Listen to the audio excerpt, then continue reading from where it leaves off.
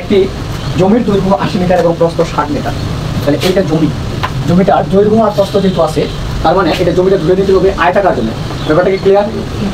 তাহলে এই জমিটার দৈর্ঘ্য হচ্ছে কত? 80 মিটার। তাহলে একটি জমির দৈর্ঘ্য, এই জমিটা কি হবে? দৈর্ঘ্য আর প্রস্থ থাকলে ওটা কি আয়তাকার। জমি থাকলে দৈর্ঘ্য আর প্রস্থ থাকলে আয়তাকার। তাহলে একটা জমিটা হচ্ছে আয়তাকার। জমির দৈর্ঘ্য 80 মিটার, প্রস্থ হচ্ছে 60 মিটার। ক্লিয়ার? বলছে কি একটি জমির দৈর্ঘ্য 80 মিটার এবং প্রস্থ 60 মিটার। ওই জমির মাঝে একটি পুকুর খনন করা হলো। তাহলে জমির মাঝে যদি পুকুর খনন করি, এটা যদি আমার জমি হয়, তাহলে কি পুকুর আমি বাইরের দিকে খনন করবো? না, বাইরের দিকে না, ভিতরের দিকে খনন করতে হবে। তাহলে এই জমির ভিতরের দিকে পুকুর খনন করবো, তাই না? তাহলে এই জমির ভিতরের দিকে একটা পুকুর খনন করা হলো। এটা পুকুর। আর এই টোটালটা এবিসিডিটা কি ছিল? এবিসিটা ছিল জমি আমার। আর পুকুরটা ধরলাম আমি, এটা ই, এটা এফ, এটা জি, এটা এস। তাহলে পুকুরটার নাম কি? ইএফ। এই পর্যন্ত কোনো সন্দেহ আছে? না। এটার নাম পাট। এটার নাম কি? পাট। পুকুর পাট। এই যে আমরা পুকুরটা দিলাম, এই পুকুরটা মাছ তোলার জন্য, এখানে পুকুরটাতে মাছের জন্য খাবার দেওয়ার জন্য আমাকে এখানে একটা পাড় দিতে হবে না? মানে চারপাশে হাঁটার জন্য পাড় দিতে হবে। আচ্ছা, তাহলে এটা হচ্ছে পাড়। ঠিক আছে, ওকে। এবার বলছি কি ওই জমির মাঝে একটি পুকুর খনন করা হলো। যদি পুকুরের প্রত্যেক পাড়ের বিস্তার 4 মিটার, তাহলে এই যে পাড়টা আছে, এই পাড়টার বিস্তারটা কতটুকু? 4 মিটার। তাহলে চারপাশে এই পাশে তো 4 মিটার, আবার এই পাশে তো 4 মিটার, এই পাশে তো 4 মিটার। প্রত্যেকটা পাড়ের বিস্তার কতক্ষণ? 4 মিটার। তাহলে 4 মিটার করে। এই পর্যন্ত কোনো সন্দেহ আছে? না। তাহলে বলছি যদি এরকমের হয়, তাহলে পুকুরের ক্ষেত্রফল, পুকুরের পাড়ের ক্ষেত্রফল, এই যে পুকুরটার পাড়টা ছিল, এই পাড়টার ক্ষেত্রফল কতটুকু? তাহলে আমরা যদি এটা কাজ করি, জমিটার যতটুকু ক্ষেত্রফল, জমিটার যতটুকু ক্ষেত্রফল, আর এই জমিটার ক্ষেত্রফল এবং পুকুরের ক্ষেত্রফল যদি আমরা বের করি, জমিটার ক্ষেত্রফল থেকে যদি আমরা পুকুরের ক্ষেত্রফলটা বাদ দিই, তাহলে যেটা পাবো, এটা কি পাবো? পাড়ের ক্ষেত্রফল পাবো। এই আমরা একটা জগ নিলাম, মনে করেন একটা জগ।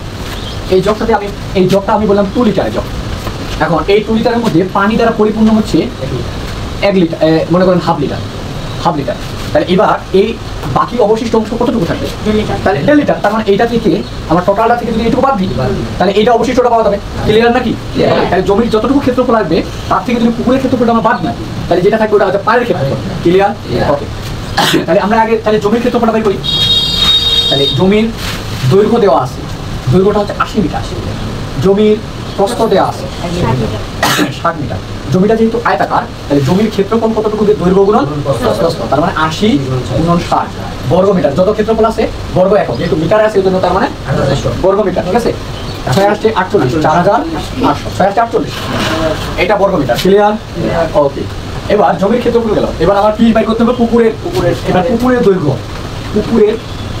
আমি তখন বলি, পুকুরের দৈর্ঘ্য কতটুকু? দেখেন, পুকুরটা টোটাল ছিল 80 মিটার। 80 মিটার ছিল, তাহলে 80 মিটার ছিল। বাদ দিয়েছি কতটুকু? এই পাশে আমি পার দিছি, কয় মিটার পার দিছি? 4 মিটার। এই পাশে পার দিছি 4 মিটার। তাহলে এই পাশে 4, এই পাশে 4, তাহলে 2 গুণন 4, মানে এই পাশে 4 বাদ দিয়েছি, এই পাশে 4 বাদ দিয়েছি, তাই না? তাহলে এই যে 2 গুণন 4 ব্যাপারটা ক্লিয়ার? তাহলে এই আয়ত মিটার। তাহলে পুকুরের দৈর্ঘ্য মোট কত ছিল? 80 মাইনাস 4 দুগুণ 8, তাহলে কত হচ্ছে? 72 মিটার। এবার ঠিক পুকুরের প্রস্থ টোটাল ছিল পুকুরের প্রস্থ 60 মিটার। 60 মাইনাস, তাহলে এই পাশে তো বাদ যাবে। এই পুকুরের প্রস্থ দেখেন, এইটা প্রস্থ না, এইটুকু বাদ দিয়েছে, আর এই পাশে এইটুকু বাদ দিয়েছে। তাহলে এইটুকু বাদ গেছে কতটুকু? 4 মিটার। আর এই পাশে 4, তাহলে 2 গুণন 4, তাই না? 52 মিটার। এই পর্যন্ত কোনো সন্দেহ আছে? না। তাহলে পুকুরের, এবার আমরা ক্ষেত্রফলটা বের করব। পুকুরের ক্ষেত্রফল, তাহলে এটা পুকুরটাও তো আয়তাকার পুকুর, তাই না? তাহলে ক্ষেত্রফল দৈর্ঘ্য গুণ প্রস্থ, তার মানে হচ্ছে 72 গুণন 52 বর্গ মিটার। তাহলে এটা যদি আমরা গুণ করি, 3744 বর্গ মিটার। তাহলে এবার আমরা পুকুর পাড়ের ক্ষেত্রফল যদি চাই, তাহলে পুকুর পাড়ের ক্ষেত্রফল কত কিভাবে আসবে? পুকুর পাড়ের ক্ষেত্রফল, আমার জমির ক্ষেত্রফল যতটুকু, জমির ক্ষেত্রফল হচ্ছে 4800 মাইনাস এই আমার পুকুরের ক্ষেত্রফল হচ্ছে 3744, তাহলে কত আইলো? 1056।